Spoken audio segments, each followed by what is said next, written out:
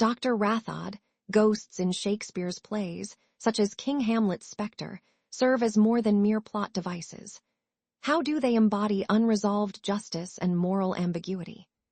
Indeed, the ghost in Hamlet is pivotal. It embodies the Elizabethan belief that spirits linger due to unfulfilled duties.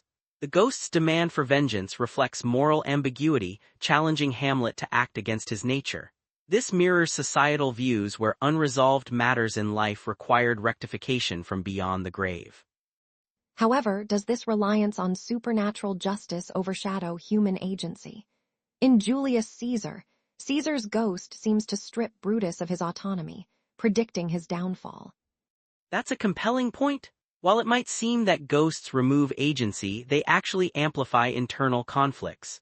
Brutus's encounter with Caesar's ghost externalizes his guilt and fear of retribution, which are intensely human emotions. Thus, the supernatural becomes a mirror to the soul's turmoil. As we consider modern narratives, might these ghostly apparitions serve a different purpose today, perhaps symbolizing psychological conflict more than moral directives? Absolutely, in contemporary storytelling, ghosts often represent internal struggles or past traumas.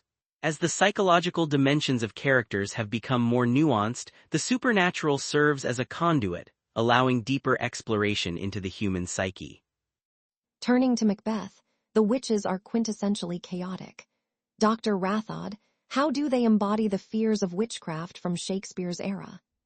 The witches in Macbeth encapsulate the chaos and malevolence that the Elizabethans associated with witchcraft.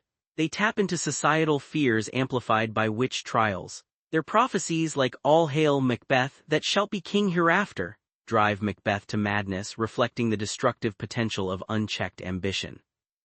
Yet some argue that Macbeth's downfall is due to his own flaws, not the witches. Could this interpretation suggest a more human-centric narrative? Indeed, while the witches incite, it is Macbeth's ambition and Lady Macbeth's manipulation that truly drive the tragedy. This duality highlights the tension between destiny and personal choice, a theme still relevant today where external influences often clash with individual responsibility. In modern contexts, how might the symbolism of witches adapt, perhaps in regard to societal fears of technology or other unknowns? Today, witches could symbolize the unpredictable nature of technological advancements.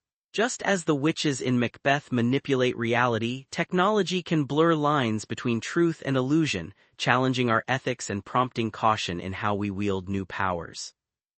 Fairies like Oberon and Puck in A Midsummer Night's Dream are whimsical yet influential.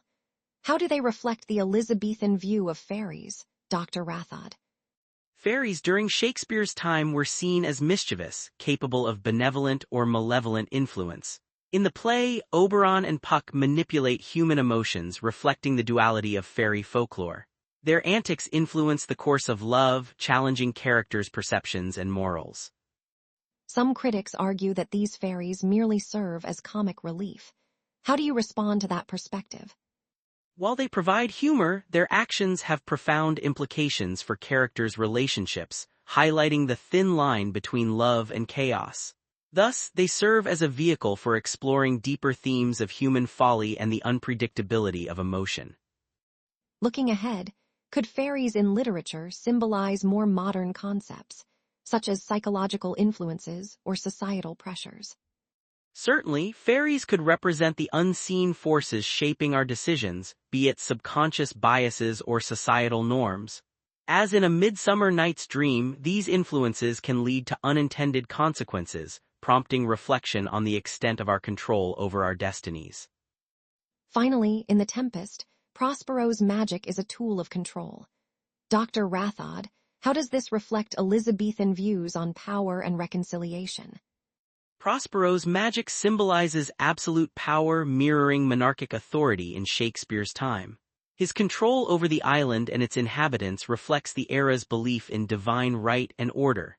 Yet, his ultimate choice of forgiveness over revenge suggests a progressive view on power's ethical use. Some might argue that Prospero's relinquishing of magic undermines his authority. What are your thoughts on this interpretation?